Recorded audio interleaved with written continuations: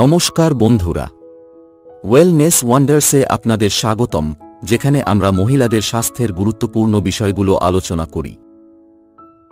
আজকের এই ভিডিওটিতে আমরা গর্ভাবস্থায় স্পটিং বা রক্তপাত নিয়ে আলোচনা করব। ভিডিও শুরু করার আগে আপনাদের কাছে অনুরোধ রইল, এই তথ্য যদি আপনাদের কাছে সাহায্যকারী মনে হয় তাহলে এই ভিডিওটি লাইক করে আপনার বন্ধুদের সাথে শেয়ার করুন এবং আমাদের কমেন্ট বক্সে আপনাদের মন্তব্য লিখুন। আমাদের চ্যানেলে এরকম আরও উপকারী কন্টেন্টের জন্য সাবস্ক্রাইব করুন। চলুন তাহলে ভিডিওটি শুরু করা যাক। গর্ভাবস্থায় স্পটিং বা রক্তপাত এই ধরনের সমস্যা অনেক মায়ের জন্য চিন্তার কারণ হয়ে দাঁড়ায়, কিন্তু কখনো কখনো এটি স্বাভাবিকও হতে পারে। তাই চলুন জেনে নিই কিভাবে স্পটিং বা রক্তপাতের বিষয়টি বুঝবেন এবং কবে এটি আপনার জন্য চিন্তার কারণ হতে পারে। স্পটিং এর অর্থ কী? গর্ভাবস্থার সময় স্পটিং বলতে সাধারণত সামান্য পরিমাণে রক্তপাতকে বোঝায়, যা সাধারণত হালকা রঙের হয়ে থাকে। এটি বিভিন্ন কারণে হতে পারে এবং বেশিরভাগ ক্ষেত্রেই এটি স্বাভাবিক।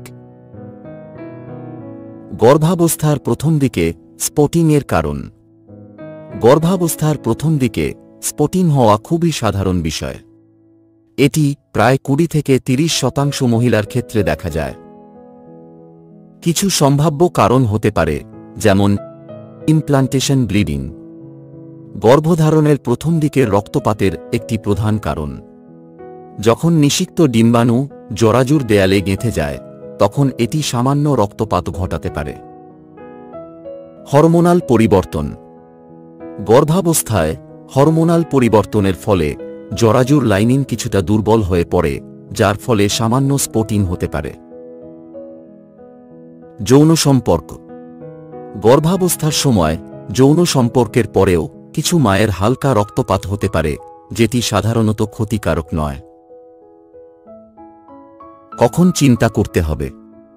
যদিও বেশিরভাগ ক্ষেত্রেই স্পটিং স্বাভাবিক, কিছু পরিস্থিতিতে এটি চিন্তার কারণ হতে পারে। নিম্নলিখিত লক্ষণগুলির মধ্যে কোনোটি থাকলে দ্রুত ডাক্তারের পরামর্শ নিন। প্রচুর রক্তপাত। যদি রক্তপাতও বেশি হয় এবং প্রায় পিরিয়ডের মতো ভারী হয়, তাহলে এটি চিন্তার বিষয় হতে পারে। তীব্র পেট ব্যথা। যদি স্পটিংয়ের সাথে তীব্র ব্যথা থাকে, তাহলে এটি জরুরি সেবা প্রয়োজন হতে পারে। রক্তের রং পরিবর্তন। গাঢ় লাল বা গাঢ় বাদামি রঙের রক্ত হলে এটি পরীক্ষা করা উচিত। আপনি যদি স্পটিং দেখতে পান, তবে কি করবেন? গর্ভাবস্থায় স্পটিং হলে নিজেকে শান্ত রাখুন এবং অতিরিক্ত শারীরিক পরিশ্রম এড়িয়ে চলুন। বিশ্রাম নিন এবং তরল পদার্থ বেশি করে গ্রহণ করুন। দ্রুত ডাক্তারের সাথে যোগাযোগ করুন এবং তাদের পরামর্শ অনুযায়ী ব্যবস্থা নিন। বন্ধুরা, গর্ভধারণের পর চাকা চাকা রক্ত বের হওয়া কেন হয় এবং কি করবেন? গর্ভধারণের পর অনেক নারী চাকা চাকা রক্তপাত অর্থাৎ ক্লোটিং হওয়ার সমস্যার সম্মুখীন হন। এটি স্বাভাবিক হতে পারে, আবার কোনো জটিলতার লক্ষণও হতে পারে। আজকের ভিডিওতে আমরা জানব গর্ভাবস্থায় চাকা চাকা রক্তপাতের কারণ, এটি কতটা বিপজ্জনক এবং কিভাবে চিকিৎসা করা উচিত। গর্ভধারণের পর রক্তপাত কি স্বাভাবিক? প্রথম 3 মাসে অর্থাৎ প্রথম ট্রাইমেস্টারে হালকা রক্তপাত অনেকেরই হতে পারে, যা ইমপ্লান্টেশন ব্লিডিং বা অন্যান্য কারণে হতে পারে। কিন্তু চাকা চাকা অর্থাৎ ক্লোটেড রক্তপাত হলে সেটি কোনো সমস্যা নির্দেশ করতে পারে।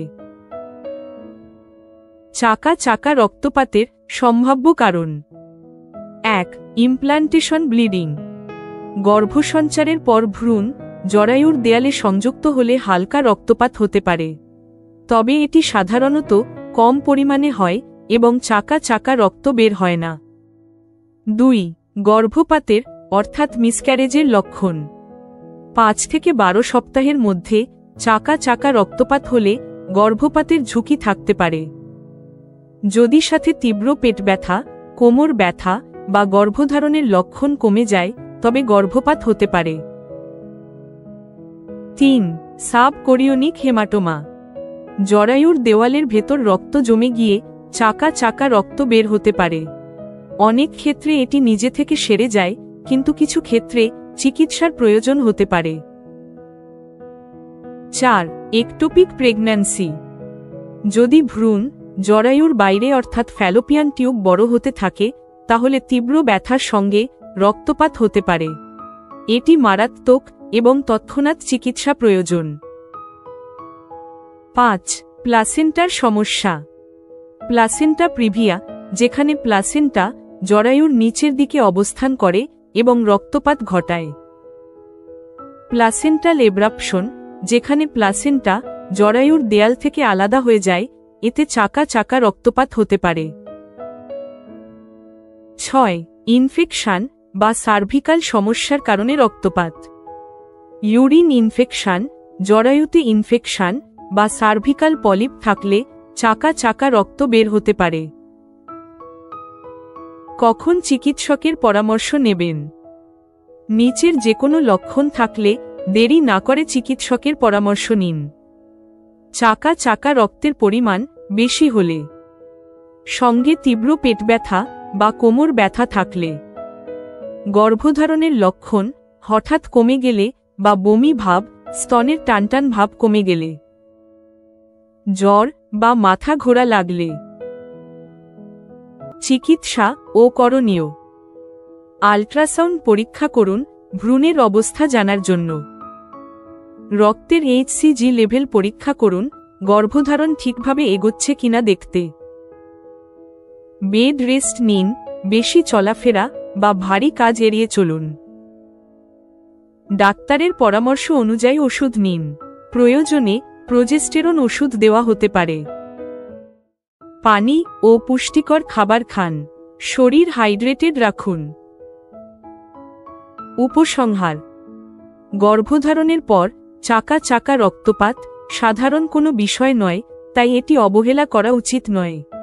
সময়মতো চিকিৎসা নিলে অনেক সময় গর্ভধারণ স্বাভাবিক রাখা সম্ভব হয়। বন্ধুরা, ভিডিওটি ভালো লাগলে লাইক এবং শেয়ার করুন আর সাবস্ক্রাইব করতে ভুলবেন না। নতুন আরেকটি ভিডিওর সাথে দেখা হবে। সবাই খুব ভালো থাকবেন, সুস্থ থাকবেন। ধন্যবাদ।